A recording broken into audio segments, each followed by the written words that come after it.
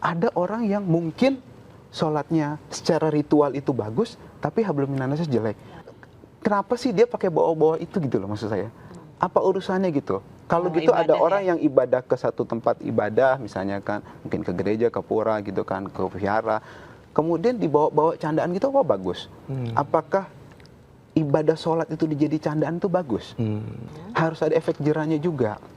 Gitu. Kalau dia tidak minta maaf, yang muslim mau nggak pas meninggal nanti nggak dikubur secara Islam, mau nggak? Nggak mau. Dia pengen, oh saya mau lahir hidup secara Islam, maunya begitu, maunya secara Islam. Nah ini sekarang ajaran kita dihinakan, gitu loh maksud saya. Kalau melihat materi mensreanya Panji, apakah memang ada unsur-unsur yang dianggap menghina, memfitnah sehingga bisa dilaporkan secara pidana?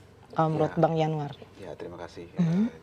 Kalau soal yang tadi ditanyakan sudah dijelaskan sebagian besar oleh Gus tadi perihal mengenai body shaming, kemudian hal-hal yang memang terkait dengan personal attack terhadap seseorang lah gitu, yang memang pejabat publik. Memang di situ ranahnya perdebatan. Di sisi lain ranah publik itu ketika mereka sudah menjadi pejabat itu di luar negeri itu defamation itu nggak bisa dipidana seperti itu. Jadi makanya di Amerika tuh Donald Trump dihina sedemikian rupa, bahkan dulu Macron pernah dilempar telur, itu hukumannya kalau nggak salah nggak sampai 3 bulan cuman. Kebayang kalau di sini ada presiden dilempar sama telur gitu kan, itu bisa kena subversi dulu kan. Satu kata kelar. Ya gitu. Jadi itu dan orangnya nggak kapok, terus aja gitu kan. Waktu itu saya baca track record dia kan. Nah, tapi memang di situ lagi-lagi penegakan hukum tiap negara berbeda. Ada asas yuridis yang memang harus dihormati di tiap wilayah. Dan memang saya meyakini belum sepenuhnya hilang pasal-pasal yang memang pidana praktik-praktik defamasi seperti itu. Yang memang pencemaran nama baik lah, penghinaan seperti itu terhadap pejabat. Karena memang ranahnya itu kita ini masih menganut ketimuran juga gitu kan, apa pantas apa itu seperti itu. Pantas tidak. Ya, tapi tadi oleh beliau sudah dijelaskan panjang lebar, saya tidak masuk ke situ. Izinkan saya masuk ke hal yang berbeda, yaitu soal penistaan agamanya. Karena saya rasa ini penting dan meskipun judulnya praktisi hukum, tapi saya dari FPI juga, jadi saya masih perlu untuk menyampaikan bahwa hal ini kita sudah sampaikan di ruang publik juga, bahwa kita sudah rilis, kita sudah memperingatkan untuk ada permintaan maaf dan bertobat dari Mas Panji ini terkait dengan dugaan hinaan dia di acara mensria itu. Jadi ini terkait dengan penistaan agama. Itu yang menurut saya lebih concern ke sana, biar berbagi nih tadi. Itu rencananya juga memang kami akan memproses ini secara hukum kalau memang dia tidak menunjukkan itikat baik untuk yang kami maksud tadi, seperti itu. Tapi sudah ada komunikasi? Batasnya 2 kali 24 jam. Betul, ya. Untuk Panjinya meminta maaf. Iya, karena ini udah berapa jam nih? Udah lebih? Karena belum. Karena baru kemarin kita ditunggu, ya. Karena memang itu menurut kami harus tidak bisa ya kita masukkan ke dalam ruang-ruang untuk tadi candaan seperti itu. Dia membercandai sholat dan nggak nyambung. Anda bayangkan dia mengatakan sesuatu mengenai sholat, saya bacakan ya. Dia bilang begini, memang harus diakui alasan kita memilih pemimpin harus lebih baik. Soalnya alasan lu aneh-aneh. Oke. Jadi orang yang memilih pemimpin berdasarkan ada lanjutannya. Ada orang memilih pemimpin berdasarkan ibadahnya. Gue mau memimpin yang sholatnya nggak pernah bolong. Gue mau memilih pemimpin yang sholatnya nggak pernah bolong. Seakan-akan kalau sholatnya nggak pernah bolong berarti orang baik. Emang iya, orang rajin. Emang sholatnya nggak pernah bolong otomatis baik? Enggak. Dia rajin, kan begitu kan? Nah maksud saya gini loh, nggak pada tempatnya dia begitu.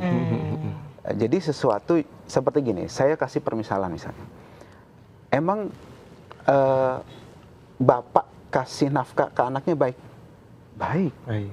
Baik itu, semua tahu itu baik. Saya kasih yang umum supaya orang-orang yang punya mental Islamofobia tidak defense duluan. Makanya saya kasih permisalan, apakah seorang bapak yang kasih makan anaknya itu baik? Baik, kita tahu semua baik.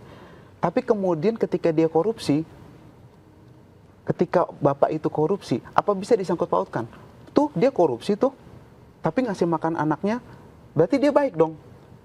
Kan beda gitu loh maksudnya. Artinya ada logika absurd di situ. Jadi orang yang disamaratakan. Iya, jadi cari contohnya yang lain, jangan bawa-bawa ke agama gitu loh. Jadi maksud saya ini hal yang sensitif gitu kan, hal yang orang nggak bisa terima dan itu dilindungi undang-undang gitu kan. Jadi kenapa sih dia pakai bawa-bawa itu gitu loh maksud saya? Apa urusannya gitu? Kalau gitu ada orang yang ibadah ke satu tempat ibadah, misalnya kan, mungkin ke gereja, ke pura gitu kan, ke vihara, kemudian dibawa-bawa candaan gitu, apa bagus? Apakah ibadah sholat itu dijadi candaan itu bagus? Jangan lupa, mayoritas di Indonesia ini umat Islam yang semuanya saya yakin. Saya pernah Mbak Nisi cerita, karena kita santai. Iya, santai banget. Saya di pesawat, satu saat waktu itu, ada turbulensi luar biasa. Karena dia bawa turbulensi, saya bawa turbulensi. Okay. Itu turbulensi jatuh. Seru. Itu pengalaman saya. Itu satu pesawat hampir pikiran saya 70%. Allahu Akbar semua teriak. Artinya mereka tahu kalau mati, mereka balik ke yang kuasa. Iya. Saya mau nanya teman-teman yang masih mendukung Panji dengan perspektif tadi saya katakan, yang muslim, mau nggak pas meninggal nanti nggak dikubur secara Islam, mau nggak? Nggak mau. Dia pengen, saya mau lahir hidup secara Islam, maunya begitu, maunya secara Islam. Nah ini sekarang ajaran kita dihinakan, gitu loh maksud saya. Beberapa ulama sudah menyatakan tidak boleh menghina begitu. Saya bukan bicara ini saya tadi beliau katakan kan, memang betul ada orang yang sholatnya bolong-bolong segala macam itu seorang itu bagus secara hablum minannasnya. Ada orang yang mungkin sholatnya secara ritual itu bagus, tapi hablum minannasnya jelek. Tapi kan maksud saya itu tidak bisa dijadikan ukuran. Iya. Jangan lupa, ya Gus ya, koreksi kalau salah. Silakan. Kita itu diwajibkan bukan mendirikan sholat. Artinya kalau orang dia melaksanakan sholat dengan baik, dengan sesuai dengan ajaran, itu pasti dia akan jadi baik. Betul gitu Gus ya? Betul. Nah artinya kalau dia belum sempurna, ya disempurnakan. Bukan berarti terus dihina. Ini orang sholat ini sholat nggak bener. Kalau gitu ngapain kita sholat? Kita mendingan begini aja nggak sholat tapi bener. Nggak boleh begitu. Karena ajaran agama itu. Iya, maksud saya jangan kita membawa-bawa hinaan terhadap agama itu ke dalam ranah seperti ini. Saya kan nggak bisa diterima gitu loh. Nah maksud saya harus ada efek jerahnya juga. Gitu. Kalau dia tidak minta maaf. Dan jangan lupa ada serangan-serangan juga ke kita beberapa. Kemarin iya terkait korupsi diem aja. Jangan lupa. Itu hal yang berbeda. Kita saya punya data ya, hampir kita dari medio beberapa tahun belakangan, kita dari FPI sudah melaporkan hampir 35 penistaan agama. Bukan cuma dia. Kemudian soal korupsi, kita concern juga ke pemerintah. Beberapa kali kita kritik soal korupsi di pemerintahan juga. Kita minta pejabat-pejabat korup ditindak seperti itu loh. Jadi itu hal yang berbeda. Jadi jangan sampai kita logikanya absurd lagi. Contoh misalnya ada Pangeran Diponegoro bukan pahlawan. Loh, kenapa? Karena dia yang ikut perang Aceh. Kan nggak bisa begitu, Mbak. Jadi jangan kita berlogika seperti itu, masyarakat ini. Kritik dia monggo silahkan.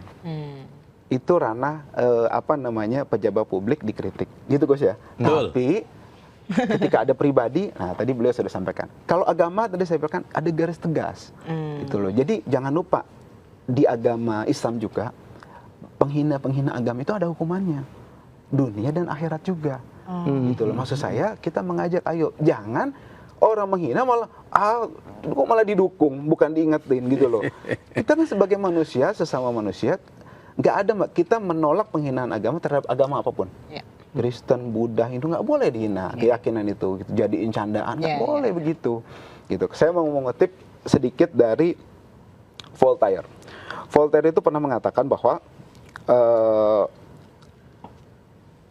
jika kamu ingin tahu siapa yang mengendalikan hidupmu, lihatlah siapa yang tidak boleh kau kritik.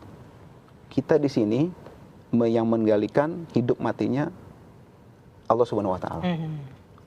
Ajarannya dan agamanya dari ajaran kita ya nggak boleh dihina. Jadi tentu saja kita menolak ketika ada candaan, kritik terhadap agama kita. Oke. Gitu Gus ya. Terima kasih. Jadi candaan dia soal agama itu nggak pantas ya Bukan nggak pantas, tapi harus beri efek jerah, diingatkan gitu kan. Makanya kita bagian mengingatkan beliau sebagai sesama muslim gitu. Kita ingatkan beliau. Jangan malah nggak apa-apa biar lo gimana orang menghina agama, udah kita nggak menolong dia secara dunia akhirat, terus kita juga membiarkan agama kita dihina, nggak boleh itu.